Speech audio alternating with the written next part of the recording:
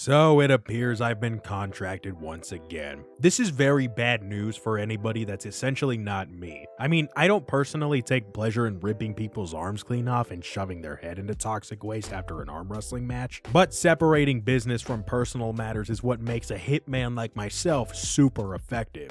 We all know what happened in Miami, and if you don't, there's a link in a few different places that'll take you there, but in short, I was hired to kill everyone in that city, or at least at that event. Today, I've been hired to kill everyone in Paris, France, the city where the movie Ratatouille took place. The two primary targets today are Viktor Novikov and Dalia Margolis, two high society fiends that probably have too much money, know too many things, and clearly made somebody's list. I mean, they're selling classified information in an auction above a fashion show to the highest bidder, presumably to burn the world to the ground to rebuild in their image. Everybody else there is considered collateral damage, and I get extra brownie points for each kill I handle. Our inventory consists of the ice baller pistol so I can play shoot the cool gun 7 in peace, a lockpick because it is without a shadow of a doubt the most versatile piece of equipment in the game, and an emetic poison vial because I have plans to use it on somebody. Who that somebody is classified until I use it, but it will be in good fun. I am a sane man. Because of my previous experience in the world of man-hitting, I get some extra perks and have snuck into the second floor as part of the tech crew, mostly just because I wanted to detonate the fireworks display myself at my leisure, and just came up with a bullshit excuse to pull the trigger. While scouting around plotting for very fun violence that is sure to run rampant, I found a sheik, and then I became the sheik because it seemed like a good idea. I don't quite have an explanation for my affinity for running around in pools of water, it's just one of those things. My attempt at getting an awesome quote-unquote accidental kill failed harder than my 6th grade Spanish homework. What my 6th grade Spanish homework has in common with this kill was that in the end, I passed in one glory. My inner Call of Duty will never die. I'm not sure whether I stumbled upon an art museum or a conspiracy theorist's office, but it had a speedboat key stashed in there, and that's all that really matters. I blended into the infamous auction that was going down, and while you can't exactly tell, this iPad here has games like Jetpack Joyride and the original Flappy Bird on it. It's kind of hard to know this piece of information, but a fun fact about Agent 47 is that he loves playing Flappy Bird. His high score is 242. Running around as the Sheik was a big brain move as no one anywhere even questions why you're in the room. The light rig system hanging above the walkway just so happened to be a shoddy job as well. Seeing as though I am a purveyor of chaos and I love bringing calamity everywhere I go, I think you can see where I'm going with this. All that was needed was taking down Tricky Vic's lackey, which was done easily enough, don't ask how I got away with it, and fighting a crowbar. On my way to the scouted crowbar, I was denied entry, and nobody denies the Sheik passage. The Sheik is also the video game protagonist, so this lad was gonna have a really fun day soon. I suppose it was okay as I stumbled in on somebody puking their guts out. All was fine until they got a little of last night's dinner on the floor, at which point I just popped a gasket. I was shoving that back down her throat one way or another. Ain't nobody like a lightweight. I wanted to do a little role play before we began the main event, so I grabbed this fake battle axe and challenged this person to a duel. Turns out this battle axe wasn't so fake, and I completely underestimated my own strength. I tried it again to make sure I wasn't tripping, and I can confirm this is indeed a real battle axe. It's quite awesome, I'm not gonna lie. I tested out this saber I found as well, and yep, it's real too. Cut this dude's neck meat like it was butter. You know, after I bring this whole rig down, I plan to run the catwalk. By that point, everybody below will have already been sent to the great big runway in the sky and have hopefully made peace with whatever demons they were dealing with. Though I must say, waiting for Icky Vicky was quite boring. This is sped up gameplay, and he's just taking his sweet time greeting every guest individually and presumably having a lovely spat with them as well. I'm a patient individual, but after 5 minutes of just sitting here waiting for him to go under me, that patience was starting to wear thin. It's almost foreboding when the lights turn red and you know something bad's gonna happen because you're the one who's gonna cause it to happen.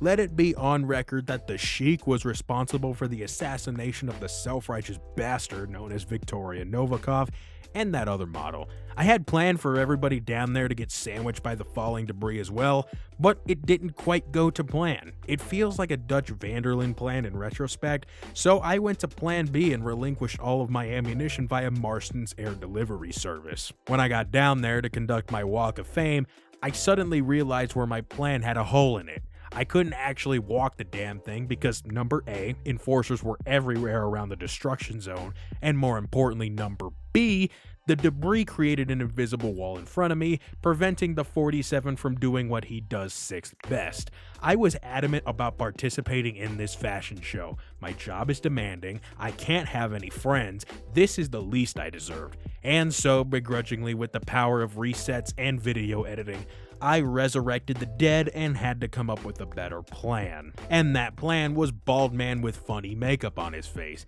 He looks like an amateur render of 47. How the f does skin get that smooth? I need his skincare routine. Regardless, I sent him on a trip to swim with the fishies and took his place so he didn't have to worry about it.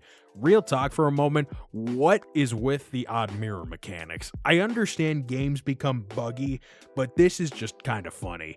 And with that, I got my walk of fame. The strut this lad has makes me want to shave all the hair on my face off, tattoo a barcode on the back of my head, and have somebody apply that goofy ass makeup on my face. And then my game froze because PC Hitman honest to God runs like donkey shit.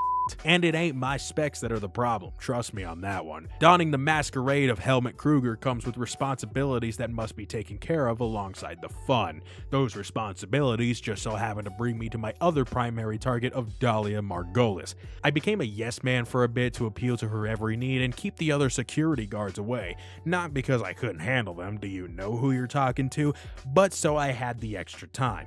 Something about heading to New York next, making friends, blah blah blah. I tuned out while I was putting my emetic poison to good use. Social awareness of NPCs clearly never got past the age of toddler if the green smoke emanating from the glass is anything to go by. She drank it, because of course she did, and walked to my absolute favorite spot. I offered to hold her hair back, that's how far out of it she was. I let her heave the poison out of her system for a while before I got my hands dirty. Nobody said this had to be a clean job necessarily, but something about dunking heads middle school style has its charm. It's even better that it's considered an accidental kill. Anybody else suddenly getting flashbacks to the game Bully? I tried being a good Samaritan and prevent a mess by washing it away, but it didn't quite go to plan and I'm still a bit upset about it. Personal grievances with vomit messes aside, it was time to start racking up a body count. I could have just immediately started going guns blazing and tore the house down within 10 minutes, but where's the satisfaction in that? It's quite telling and depressing when the attic to this place has more square feet than your entire flat. What's equally, if not more depressing, is watching back my abysmal attempts at having good aim. I've taken a lot of L's in my time, but the amount of f***ing embarrassment I felt both in that moment and in this moment puts a lot of doubt in my mind of my self-proclaimed greatest gamer alive title. The first and the third floor were filled with civilians and bodyguards everywhere. The attic was already cleaned out of scum, so that left the second floor as prime real estate. I had dropped an axe here earlier and decided this was going to be the weapon they write books and movies about in roughly 40 years' time. A bald man and his fire axe, giving a whole new meaning to cracking your neck. I had to treat this like a stealth game for a bit. Tricky Vic was still roaming around somewhere and I couldn't have him running off to some underground bunker to live out the rest of his days. So long as the safeties were on and the bullets didn't start flying, everything was gonna be okay. And then the bullets started flying because I can't rotate my face owl style and look everywhere at once. I'm not sure whether this was punishment for my failures or a second chance for my mistakes, but the PC machine told the game to freeze up and crash and send my soul back in time a few minutes to try again. I got to perform one full action before it laughed in my face again and crashed my game. I rectified that one mistake and got a bit further along, just scratching and clawing at this point to progress. I threw my axe at my next victim, another body was found, and it crashed my game. I have no clue what it was, but I crashed 5 times in the span of 15 minutes, all within the same segment, and it never happened again. The kitchen wasn't terribly far away, so I trekked on over there because when am I ever gonna eat solid 2-star food again? You didn't quite see it, but I had taste tested one of these sushi rolls earlier. Their taste was a bit peculiar, so I sprinkled a little bit of my secret seasoning on top for everybody else to enjoy. Palace staff, though, didn't quite appreciate it, and they found out what happens when the video game protagonist wakes up and chooses violence. Eventually, my adventurous murder spree of a famed fashion mogul was interrupted thanks to naive fools not minding their own damn business, and I was reduced to basic crew member. The fire axe was lost, but in return, I gained the capability to use a fire extinguisher. It makes a nice ding noise when you hit Chrome Dome. That dopamine I got from the satisfying dings didn't last all that long though, as one of the bodyguards rolled a nat 20 in perception and did an irresponsible action by firing his gun indoors. Now Victor over there was running towards his underground bunker and I had to make chase. While investigating around down there, I managed to snag a frying pan from one of the chefs. It was here that I decided that death by frying pan is a much more interesting headline than an entire light rig system falling down. Look, I know I ain't no journalist or article writer, but having your brains bashed out with a frying pan of all things sounds much more interesting than hardware failing.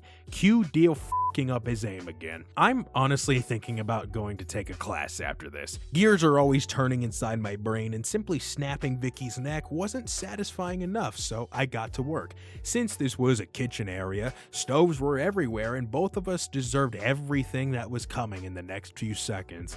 I am so ashamed of my skills. Anyway, now that I've gotten my self-depreciation segment out of the way, some explosions were in order because I like blowing shit up.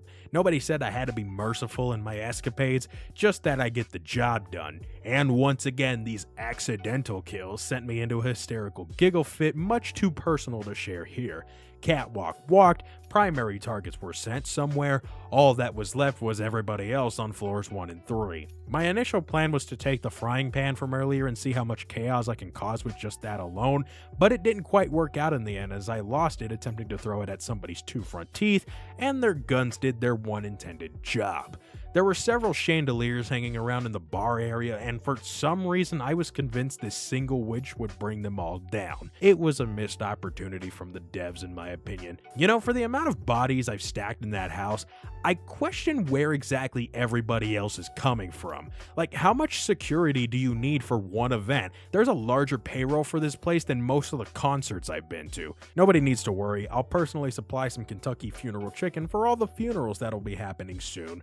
The high society up on the 3rd floor was no exception to my wrath, and this guy here was so f***ing raw that he disposed of himself so that nobody else had to.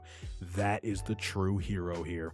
It's just too bad I had to enjoy the fireworks display all on my own though. Bright pretty colors and sonic boom should be shared amongst friends. I didn't quite keep track of the kill count this time, but it was enough to where it was better demolishing that entire house rather than attempting to clean and resell it.